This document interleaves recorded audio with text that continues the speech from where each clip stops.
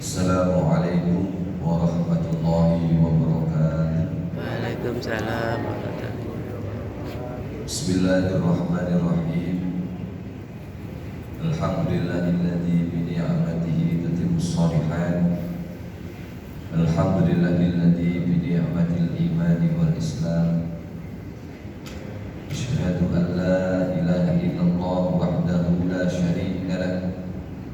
Wa asyhadu anna sayyidana Muhammadan abduhu wa rasuluh la nabiyya ba'dah. Allahumma shalli wa sallim wa barik wa tarham wa tahannan ala habibina wa syafi'ina wa qurrati a'yunina sayyidina wa maulana Muhammadin wa ala alihi wa ashabihi ahli sidqi wal wafa. Qala rabbi shrah li sadri wa yassir li amri wahlul 'uqdatam min lisani yafqahu qawli. Rabbana iftah bainana wa baina qawmina bil haqqi wa anta khairul fatihin.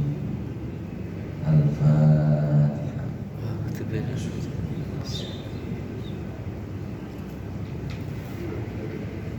Badal para alim, para ulama, para biskup, para kiai, para habaib, ustaz-ustazah, bapak-bapak, ibu, jamaah yang kecil. Syukur alhamdulillah kita aturkan kehadirat Allah Subhanahu wa taala minimal dengan kalimat terbaik kita. Ini pun alhamdulillahirabbil alamin. Segala limpah rahmat, nikmat, taufik dari Allah Subhanahu wa taala atas izin menikah atau diberikan kesempatan oleh Allah untuk bisa hidup di tempat yang mulia, kumpul dengan orang-orang yang mulia dalam rangka yang mulia, untuk himbauan dibandingkan sama ditolak baik ikut Nabi Allah Subhanahu wa taala. Sholat subuh, lanjut kaos dan himbauan setiap langkah kita berangkat dari rumah, Allah menghapus dosa-dosa kita. Untuk bahwa setiap langkah Allah menjadikan terangkatnya derajat kita. Amin. Dan semoga ringannya langkah kaki menuju masjid, menuju majelis taklim, juga menjadi ringannya kaki menuju surga ya Allah. Amin. Allahumma sholli ala sayyidina Muhammad. Kalau ini sampun dibahas tentang perbuatan yang baik yang membuahkan hasil yang lebih baik. Perbuatan baik kalau dilakukan orang yang tepat itu akan menjadi tambah baik lagi. Al-adlul hasan walakin fil umara ahsan. Orang berbuat adil itu baik. Tapi kalau yang melakukan keadilan ini adalah pemimpin, itu lebih baik, ahsan. Gitu. As-sakhatu hasan walakin fil aghniya ahsan. Roman itu bagus, tapi kalau yang melakukan orang kaya lebih bagus lagi. Al-wara'ul hasan walakin fil ulama ahsan. Sikap piraki, jaga harga diri, sikap zuhud itu bagus. Gak seneng kalau dunia, gak boleh seneng. Mana dia seneng dunia itu, gak seneng dunia itu hanya mengambil sesuai dengan kebutuhan saja. Okay. Tetapi kalau yang melakukan ini adalah seorang ulama, itu lebih baik lagi. As-sabrul hasan walakin fil fuqara ahsan. Orang sabar itu baik. Tapi kalau kebaikan ini sabar itu dilakukan oleh orang yang fakir, orang yang fakir, maka itu lebih baik. At-taubatu hasan. Taubat itu baik. Walakin fisyababi, kalau dilakukan oleh seorang pemuda itu juga ahsan.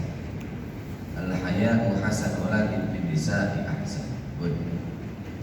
Kemarin sudah saya jelaskan ada 10 mutiara yang diambil oleh Allah Subhanahu wa taala sahabat dan kanjeng Nabi. Isinya P 5 ya.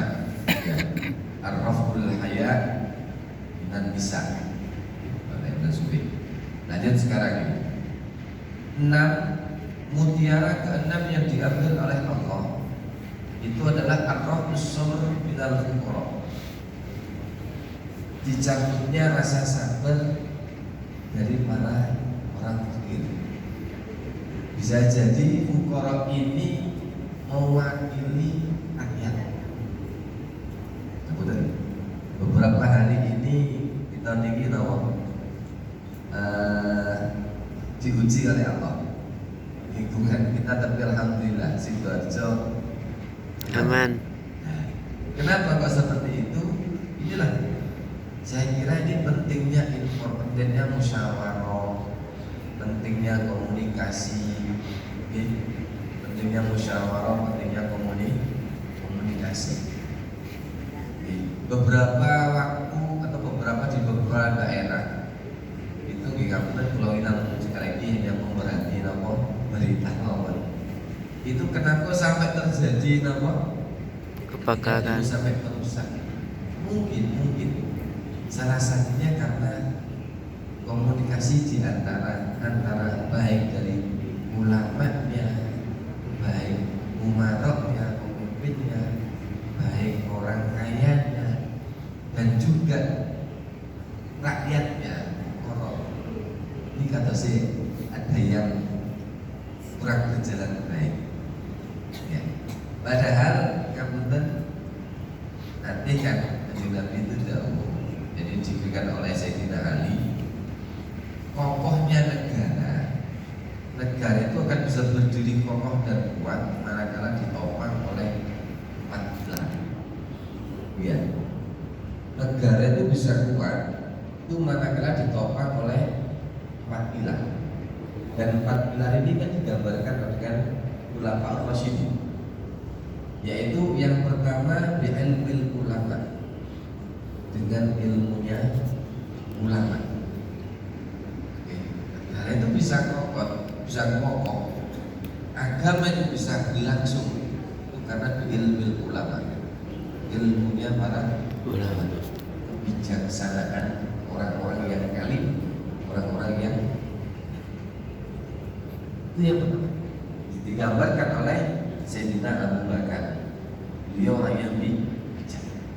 Kemudian yang kedua, pilar yang membuat negara agama itu menjadi kokoh adalah ditopang dengan bi'adlil umara, dengan adilnya pemimpin, sifat adil. Sifat adil para pemimpin.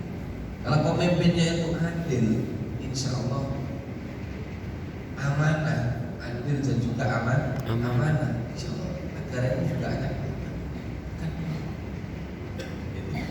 Jadi digambarkan oleh Khalifah Umar bin Khattab. Kalau kurang salah satunya kalau pakai itu, Khalifah Umar itu terkenal apa? Keadilannya. Bahkan kalau yang keadilan pun juga pernah dirasakan oleh Amr bin As ketika menjadi perdana menteri Mesir, mau bikin musola depan kerajaannya dengan cara menggusur rumah orang Yahudi. Nah, ternyata orang Yahudi ini tidak terima, minta keadilan sama Khalifah Umar bin Khattab. Ketika mau mencari keadilan disuruh nyari pulang, dikasih pulang dan pulangnya garis red lurus dengan pedangnya, disuruh bilang ke Umar bin As, kasihkan sama Umar bin As. Melihat pulang ada garisnya saja, langsung Umar bin As mengatakan proyek batal.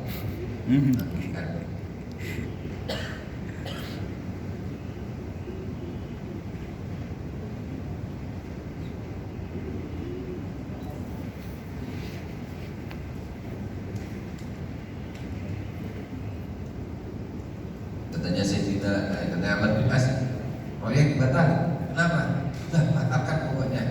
Kalau tidak batal bahaya ini. Orang Yahudi kebingungan, tanya akhirnya, kenapa Amirul Mukminin? Kenapa kamu takut? Padahal hanya melihat tulang saja. Katanya Amr bin As, kamu lihat tulang kok, tapi tidak lihat apa yang atas tulang. Ada apa?